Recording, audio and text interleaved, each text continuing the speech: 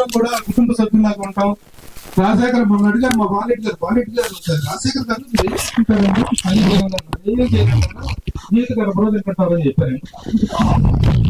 అంటే మనకు అంత చదువు అంత ప్రభుత్వం కానీ దగ్గర అమ్మాయిలు చాలా చక్కని పర్ఫార్మెన్స్ ఇస్తున్నాను. ఒక హ్యాపీ ఫ్యామిలీ.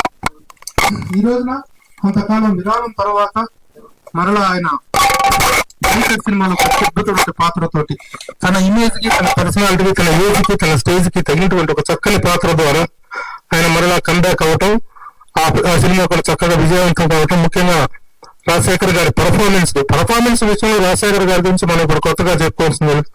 ఆ రోజు నుంచి ఈ రోజు ఎప్పుడైనా ఒక ఛాలెంజింగ్ క్యారెక్టర్ దొరికింది అంటే దాని అంతు చూసేదాకా వదిలిపెట్టరు ఆయన. అంత డెడికేటెడ్ యాక్టర్. అలాంటి ఆర్టిస్ట్ కి ఈ రోజు మళ్ళీ ఒక చక్కని పాత్రతో ఆయన కంబ్యాక్ రావటం అనేది చాలా చాలా ఆనందించాల్సిన విషయం, అభినందించాల్సిన విషయం. ఈ రోజు మన ఫిలిం క్రిటిక్స్ అసోసియేషన్ ఏర్పాటు చేసినటువంటి ఈ మీట్ ద ప్రెస్ కార్యక్రమం ద్వారా ఆయన కంబ్యాక్ ని మనం వెల్కమ్ చేస్తున్నాం. ఆ